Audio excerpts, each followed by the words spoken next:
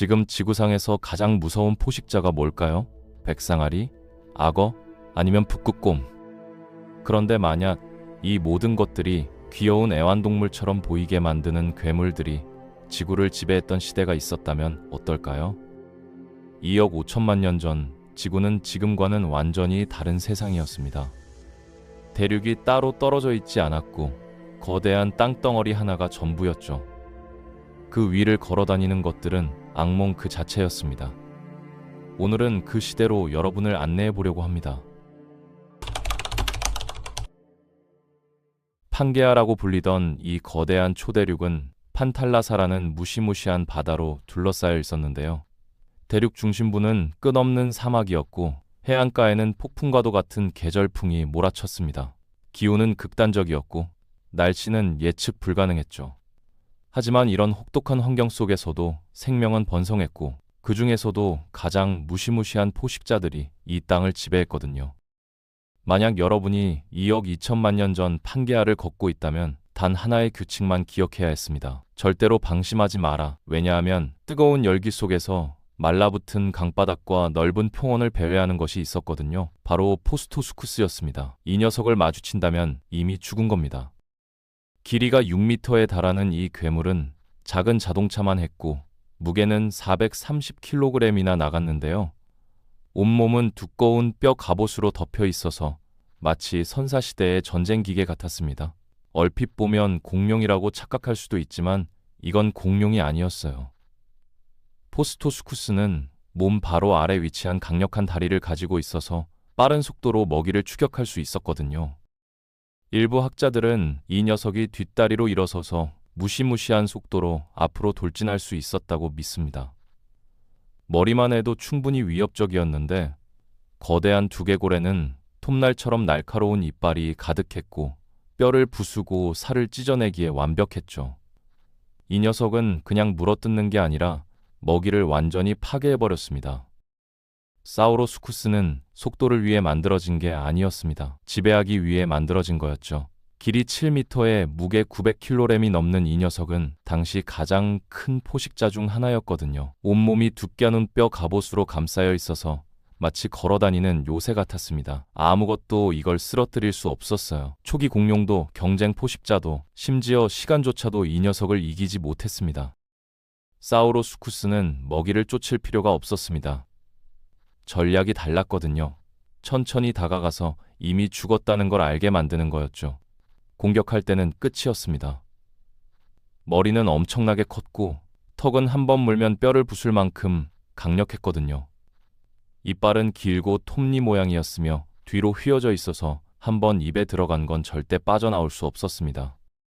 에리트로스쿠스는 파괴를 위해 만들어졌습니다. 길이 4m 반에 무게가 500kg 가까이 나갔거든요. 큰 무서운 포식자였는데 한 가지 말도 안 되는 특징이 있었습니다. 바로 머리였죠. 두개골이 엄청나게 커서 몸 길이의 거의 3분의 1이었습니다. 이것은 마치 사람이 해병공만 한 머리를 달고 다니는 것과 같았어요. 릴리에스테르누스는 판게아에서 가장 큰 킬러는 아니었지만 두 다리로 가장 빠른 것일 때 크기는 중요하지 않습니다. 이 포식자는 길이 5m 정도에 무게는 180kg 정도였거든요. 하지만 이전에 육중한 갑옷 입은 거인들과 달리 릴리엔스테르누스는 속도를 위해 만들어졌습니다. 길고 강력한 다리와 가벼운 몸 구조로 끈질긴 추격 사냥꾼이었는데 먹이를 몰래 쫓는 게 아니라 쫓아가서 잡는 타입이었죠. 하지만 이 녀석을 더 치명적으로 만든 건 발톱이었습니다. 날카롭고 움켜잡는 발톱으로 몸부림치는 먹이를 찢어서 잡히면 도망칠 수 없게 만들었거든요. 매복이나 압도적인 힘에 의존하지 않는 포식자였어요. 순수한 속도와 정확성이었죠. 하지만 판게아에서 육지만 악몽이 사냥하는 유일한 장소가 아니었습니다. 스마일로스쿠스는 진정한 강의 괴물이었어요. 길이 6m에 무게가 670kg 정도로 현대의 바다악어만큼 컸습니다. 하지만 이건 악어가 전혀 아니었어요. 피토사우르라고 불리는 고대 그룹의 일부였는데 오늘날 파충류의 먼 친척이었죠. 판게아의 호수와 늪 강둑을 지배했습니다. 스마일로스쿠스는 수면 아래 숨어서 뭐든지 기다렸어요. 길고 좁은 주둥이에는 면도날처럼 날카로운 이빨이 줄지어 있어서 붙잡고 절대 놓지 않기에 완벽했습니다. 현대 악어와 달리 콧구멍이 머리 높은 곳에 위치해 있어서 수면 바로 아래 숨어 있으면서 거의 보이지 않을 수 있었거든요. 그리고 이 괴물에 대한 또 다른 소름 끼치는 사실이 있습니다. 스마일로수쿠스는 그냥 물사냥꾼이 아니었어요. 카르니펙스 카롤리넨시스, 즉 캐롤라이나 도살자가 등장합니다. 이 녀석은 그 이름에 걸맞게 살았어요. 공룡이 세상을 지배하기 훨씬 전에 카르니펙스는 이미 죽이는 기술을 완벽하게 만들고 있었습니다.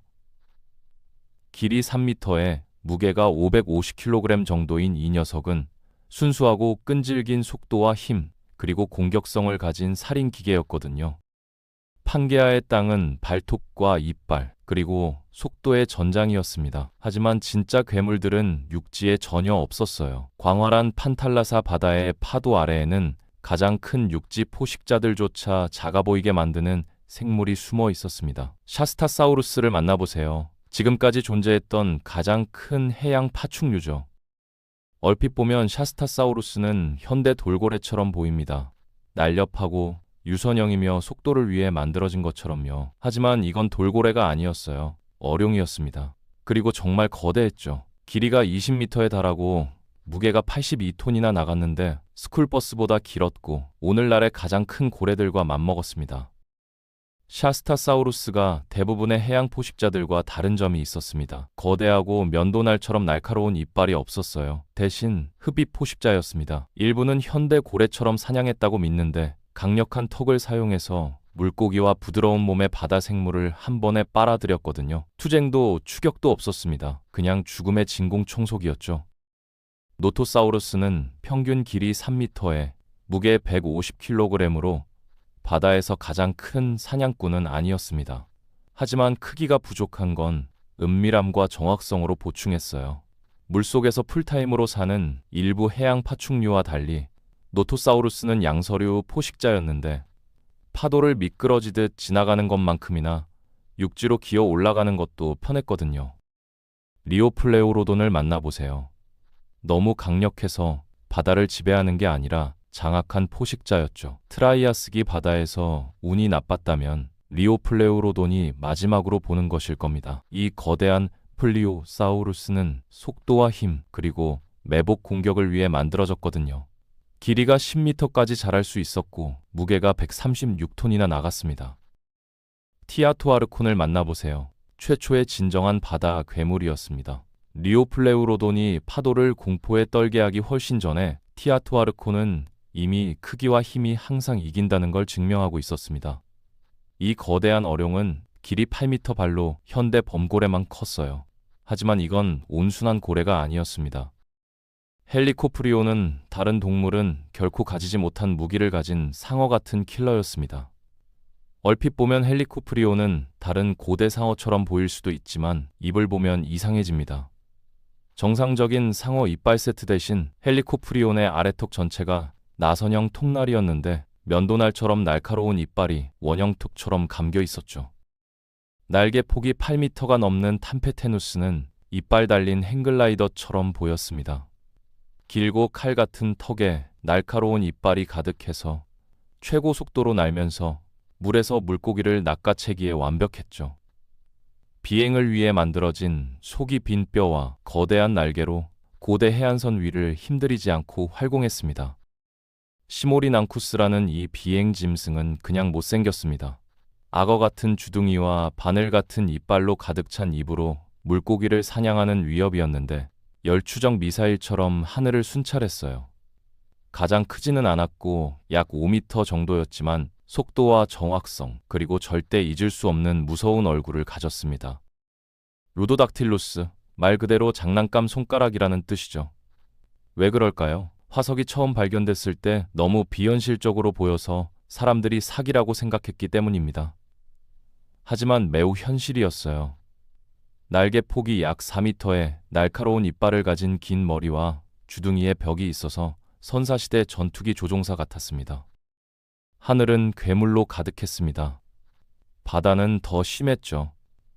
그리고 육지에서는 트라이아스기의 정점 포식자들이 이빨과 발톱으로 지배했습니다. 하지만 그때 모든 게 바뀌었어요. 지구가 본 가장 위대한 땅덩어리인 판게아가 갈라지기 시작한 겁니다.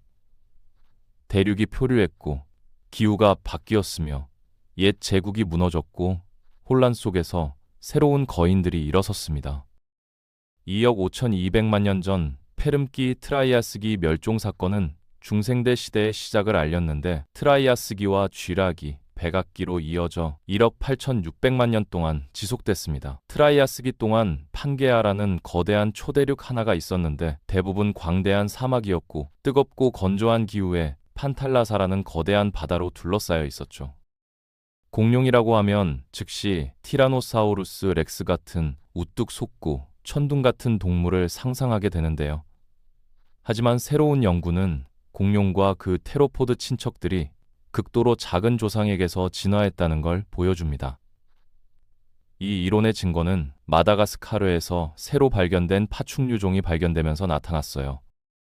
에오랍토르는 소리시안과 개통수의 뿌리에 있었습니다. 길이가 겨우 91cm에 무게는 약 11kg이었어요. 빨리 달릴 수 있게 해주는 긴 다리가 있었고 앞발에는 먹이를 잡는 데 도움이 되는 날카로운 발톱이 있었죠. 헤레라사우루스는 아래턱에 관절이 있었기 때문에 에오랍토르보다 진화적으로 더 발전했습니다. 쥐라기 동안 지구의 기후는 뜨겁고 건조한 것에서 훨씬 더 습하고 아열대 기후로 바뀌었습니다. 양치류와 소철류, 침엽숲이 행성을 덮기 시작했고 공기는 따뜻했으며 열대 바람으로 촉촉했죠. 사막이 녹색으로 변하기 시작했어요. 야자나무 같은 소철류와 아라우카리아와 소나무 같은 침엽수가 풍부했습니다. 브라키오사우루스라는 이름의 식물을 먹는 용각류는 키가 16m였고 길이가 약 26m까지 뻗어 있었으며 무게가 25톤까지 나갈 수 있었습니다. 디플로도쿠스라는 이름의 또 다른 초식 거인은 길이 27m에 무게가 30톤에서 50톤 사이였죠. 이 공룡 거인들의 엄청난 크기는 이 시기에 살았던 육중한 육식공룡의 공격을 막았을 수도 있습니다. 알로사우루스는 길이가 7m에서 12m까지 다양했고 무게가 거의 2톤이나 나갔으며 위아래 턱에 16개의 날카로운 이빨이 있었습니다. 중생대 시대의 많은 포식 공룡처럼 알로사우루스는 7cm에서 10cm 되는 이빨을 끊임없이 자라게 하고 흘리고 교체했어요. 그리고 이 공룡은 빨랐습니다. 북아메리카 티라노사우루스 렉스는 길이 12m 반까지 자랄 수 있었고 무게가 8톤에서 10톤까지 나갔죠. 하지만 티렉스는 육식공룡 카테고리에서 혼자가 아니었습니다. 사실 두 가지 다른 날카로운 이빨을 가진 괴물에 의해 능가당하거나 동듬했어요. 남아메리카 기가노토사우루스는 같은 종류의 체격을 가지고 있었고 무게가 9톤이었습니다. 전문가들은 촘촘하게 배열된 이빨에 부패한 박테리아가 들어간 고기 조각이 끊임없이 박혀 있었다고 믿는데 이는 동물에게 결국 부상당한 먹이에게 치명적일 폐혈증 물림을 줬다는 거죠. 티렉스 옆에 가장 상징적인 공룡 중 하나는 세 개의 뿔 달린 얼굴이라는 뜻의 트리케라톱스여야 합니다. 트리케라톱스는 치아 배터리로 배열된 이빨을 가지고 있었고 각 개별 치아는 3개에서 5개의 치아로 된 수직 기둥에 쌓여 있었습니다. 이것들이 30여 개에서 40개의 치아가 가득한 기둥이 있는 줄을 형성했죠. 이는 단일 트리케라톱스가 800개의 이빨을 사용할 수 있었다는 뜻입니다.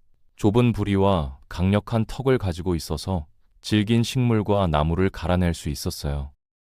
안킬로사우루스는 또 다른 가장 유명한 갑옷 입은 공룡이에요. 가장 큰 안킬로사우루스과였고 그 종류의 마지막이었습니다.